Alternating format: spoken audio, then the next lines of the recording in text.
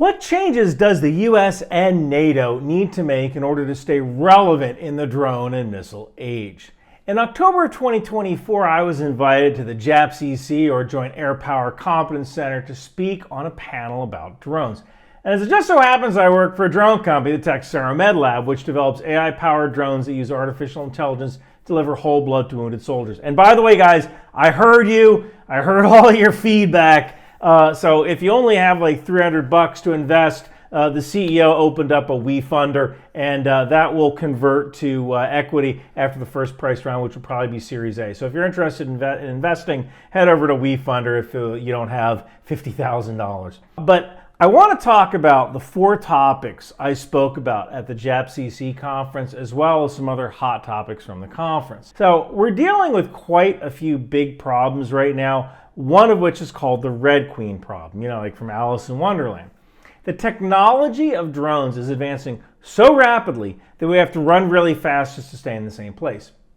And when this war in Ukraine started, nobody was thinking about drones. But when I was at the AUSA convention back in October of 2024, everything was about drones and the ways of countering drones. Everything on the floor was drone or counter-drone. There is a possibility that just within the conflict in Ukraine, we may see the rise and the fall of drones. When the war first started, Ukraine used small drones out of desperation, and there just weren't that many ways to counter these small, cheap drones. But in just a few short years, counter-drone tech is becoming more of a reality. From anti-drone jammers to laser weapons to drones that dogfight other drones. Back when humanity was just figuring out how to wage war, the first weapon was a spear, just a pointy stick. And then the tech improved to create shields to stop the pointy sticks. So then someone created bows and arrows to hit the shield holders from a longer range. So then someone created cavalry to attack the bowmen from behind, and on and on and on. We also have a very 1860s view of war, and I really do mean 1860s. And from the 1860s until basically now, war was always a contest of mass and time. You get the fustest with the mostest, to paraphrase American Confederate General Nathan Bedford Forrest. But today, wars are won and lost on the electromagnetic spectrum. If you can't use your radios, but the adversary can, you are at a major disadvantage. Whoever owns the electromagnetic spectrum owns the drones and the battlefield. The spectrum is a zero-sum game. There's only one spectrum, and we need to dominate it in order to win. The electromagnetic spectrum is the new high ground. We also have to think about space as a domain of warfare. Without space, there's no GPS, and the advantage that the United States had during the global war on terror, controlling drones in Afghanistan all the way from Nellis Air Force Base in Nevada, that's gone. Space warfare is kind of weird because we have to decide how much life to give up in a satellite in order to move it, in order to be effective on the battlefield, or in order to avoid anti-satellite weapons. And satellites only have so much fuel on board, and you can't refuel thrusters in space. Imagine if you bought a car and you only had 1 tank of gasoline in that car, like you couldn't put more gas in the gas tank. You would be very judicious about how and when you use that car, right? I mean, that's basically satellites. You can't do maneuver warfare in space. But what if you have to do maneuver warfare in order to keep your drones on the ground running effectively? So another component of this might be creating small, cheap satellites that can be launched on demand to keep up with the enemy attriting our satellites. Oh, and I still have 3 more subjects to go, but first I have to tell you about ground news. I've been staying at this woman's house in Virginia Beach since Thanksgiving. In fact, she even let me put up that cubicle here so I have a background for my videos. But she's like super liberal, and she knows I work for Newsmax, and she asked me, what do you think about Pam Bondi? And I was like, who the heck's Pam Bondi? So luckily I have ground news, which I pay for. They don't give it to me for free, and I was able to search for Pam Bondi. Now, when you search on Google, you don't really know the accuracy or biases of the articles. But when you use a source like Ground News, you not only get the bias distribution, so you know where on the political spectrum your news source lies, you also get, like in this case, Salon.com, who owns the publication, whether the publication tends to be factual, and whether they lean left, right, or center. And you also get a blind spot report, because if you lean one way or the other, you might miss certain kinds of stories. So go to ground.news/Ryan to get 50% off the Vantage plan. I might get this as a Christmas gift for my mom, because she watches CNN all the time and is like the most misinformed person ever. Sorry, Mom. Go again, ground.news/Ryan to get the Vantage plan, which is the same plan that I use, and start getting the whole news with Ground News. Next, I want to talk about masking. When I say masking, you probably think, oh, camouflage, but it's so much more than that. Back during the global war on terror, we used these whole Taj Mahal type TOCs, or tactical operations centers. And so we're talking about TOCs with rooms with hundreds of people in them who controlled the air war and the ground war. Today, these operations centers would be major targets for ballistic missiles or small, cheap drones. The days of the Taj Mahal TOC are over. This means smaller, more mobile TOCs, or even TOCs that are actually multiple TOCs that are spread around the battlefield. So instead of having a single antenna at the center of your command post, you might have multiple antennas spread out over hundreds of meters. If the adversary finds you, they target you, and if they target you, they will destroy you. Now, the Air Force has taken steps to prevent this with a doctrine called ACE, or Agile Combat Employment. Now, the whole idea behind ACE is that you're constantly moving aircraft. Theater ballistic missiles fired by an adversary are a very precious asset, and they can only be used once. You don't want to fire them and have them just land in an empty airfield. Remember, every time you fire a ballistic missile, number one, you consume that ballistic missile. You can't use it again.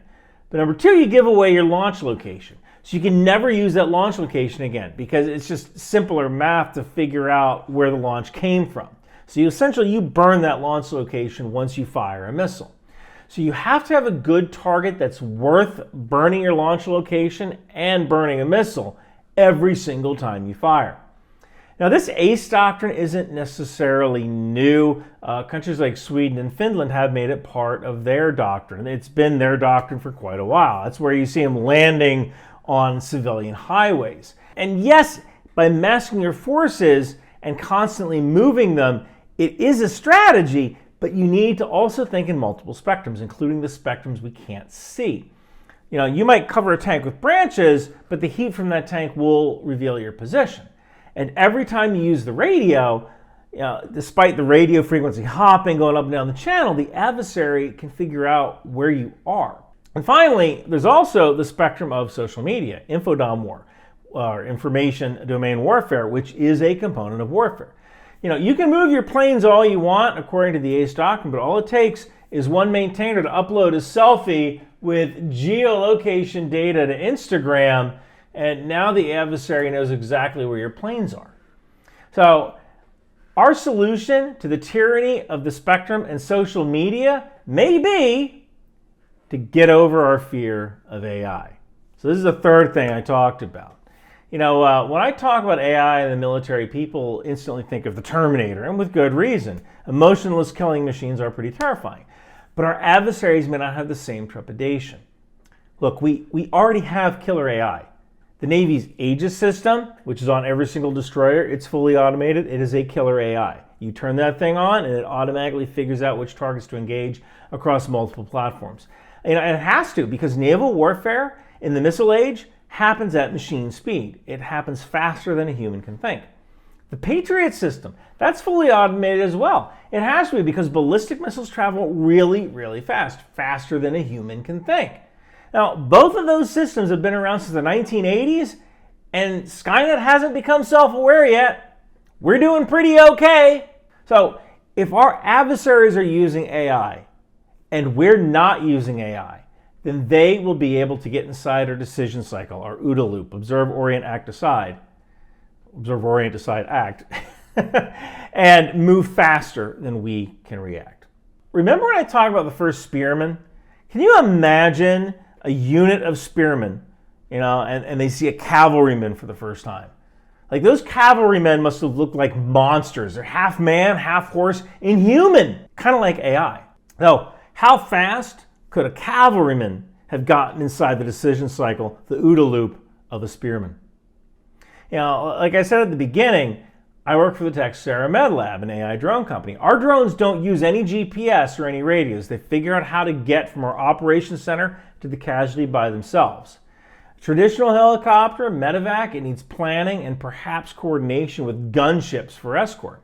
So think about how long it takes to get a medevac bird in the air, and then think about how long it would take to just throw an AI-powered drone in the sky and have it figure out how to get to the casualty at machine speed. That could be the difference between saving someone's life and having them bleed out. One of the big issues with using AI-powered drones right now in the military, and this is something we need to get over, is that the military really doesn't know how to deal with deconfliction of airspace during training, especially when around troops. The military seems okay with running drones around soldiers if there's a human in the loop, but the second you mention AI-powered drones, everybody gets scared. And with good reason. You don't always know what exactly is going to happen when you turn that automated drone on. It could crash into a person, crash into a vehicle, could crash into a low-flying helicopter. And those are all expensive accidents. There are ways to control that risk. And what the military needs to understand is that our adversaries are already operating AI-powered drones and loitering munitions with their troops in Ukraine. They've accepted that risk. We may need to accept some level of AI risk when operating near our own forces, and we need to establish control measures. But if we don't practice this in peacetime, we're going to have to figure out how to do it in combat, where the consequences of failure are a lot worse. Now, finally, you need to facilitate this transition with a dedicated ISR officer. Now, ISR stands for Intelligence, Surveillance, Reconnaissance. Now, this soldier would be in charge of running all of the drones at the company level. For those of you who aren't in the military, a company is a tactical unit that's made up of about 100 to 250 soldiers. Usually it's more like 140. And this unit is capable of performing a battlefield function on their own. Right now, usually like 2 people from the company get picked to go to the drone class, and they become the subject matter experts for drone operations, and hopefully they'll train others, but usually when they change units or leave the military, all that experience leaves with them, and then you got to pick another guy to go to the class. A dedicated ISR officer could go to a special school, and all they do is launch, recover, and monitor drones. That's their entire freaking job. Ideally, this soldier would be a warrant officer, which is a technical specialist in the Army who ranks above a non-commissioned officer but below a commissioned officer. All they do is their technical job, and they get really good at it. Most Army helicopter pilots are warrant officers, and all they do is fly. A warrant officer in this position would have an incentive to stay in the Army because they get to do their technical job every single day without all the ancillary duties that a commissioned officer or a sergeant has to perform. And ideally, they'll be assisted by a staff sergeant who gets to act as the assistant ISR NCO, which could be the job that feeds into that warrant officer position. So those soldiers are then assisted by drone operators at the platoon level. Now, know that when I've spoken about this before, most people say, oh, we should have drone operators at the squad level too. I don't know about that. This is something the Marine Corps has kind of experimented with. It might work. I know the Marine Corps was considering putting a drone operator in every single squad, but also note that Marine Corps squads are larger than Army squads, and the U.S. Army tends to fight the platoon. The platoon tends to be the lowest level building block for fighting. The Army just has a different way of thinking that's correct for the Army. Also note that there is still a question as to whether drone capabilities should be accessible to every soldier or whether there should be a specialization. I tend to favor specialization because that seems what is working well in Ukraine, but more experimentation is needed. If we do go the specialization route, these drone operators at the platoon level could act as a feeder into the assistant ISR position at the company level, which then is the feeder into the job as a warrant officer at the company level. Also note, we need to figure out what the heck a swarm is. I've read lots of articles that talk about drone swarms, but nobody can seem to tell me how many drones are in a swarm. What is the maximum cognitive load that a drone operator could take? Is it 1 drone? Is it 3 drones? Is it 8 drones? If you have an autonomous drone that's just scanning and alerts the operator, does that add to the operator's load? I don't know, but we need to find out. We need to find that out right now. Finally, we need a domestic drone industry. Look, this is a big ask, but right now China has the market cornered with small, cheap drones. And that means that they can scale up to military production very quickly. It also means that knowledge workers and tooling to make small, cheap drones already exists in China. One of the major problems I have at Aeromed Lab is finding parts that aren't made in China. If you could figure out how to manufacture small, cheap drones in the US that could be competitive with Chinese drones, there is certainly a market for that. Of course, if it were that easy, why hasn't anyone done it? Now, this is the only thing I talked about at the JAPCC conference where I didn't have an answer. Back during World War II, steel was the resource that won wars. I mean, one of the reasons for strategic bombing during World War II was to target steelworks. And the steel of today are drones and components. If we can't manufacture drones cheaply ourselves, we're going to be in a lot of trouble during the next war. The future is here. We need to change our doctrine, and we need to change it today to ensure our forces are prepared for whatever comes next. And hey, if you like my Christmas sweater, you can get yourself one at Bunker Branding. It's called A Very NORAD Christmas. It has an American F-22 and a Canadian CF-18 escorting Santa on his midnight ride. And you know what else? I wrote a novel. Warlock did so well that I wrote a novel called The Wind Machine. It's about a hedge fund manager whose AI-powered stock trading supercomputer discovers a possible limited nuclear exchange with China. That's available on Amazon Kindle paperback, and a version for the Marine Corps will be out on audible.com, available soon, if not now. And thank you guys so much for watching. Oh no! 'Tis the office Christmas party, and I have nothing to wear. Hey kid, what's going on? Think tank! Office Christmas parties can be tough, but a Christmas sweater from Bunker Branding can make it better. Awesome! A very NORAD Christmas! Yeah, it's got an American F-22 and a Canadian CF-18 escorting Santa on his midnight ride. But there's even more from Bunker Branding. Alcoholics moving cargo. Intel Life, Aerosol, Live, Laugh, Launch for Destroyer, Trident, HIMARS, and Patriot. Think outside the bomb. Drone Suite Drone, Department of the Boat People, landmines, and even the tow missile. It would behoove you to grab one today. Can Bunker Branding help me with my sexual harassment complaint from work? We're a t-shirt company. Have you tried not being a jerk? No. Bunker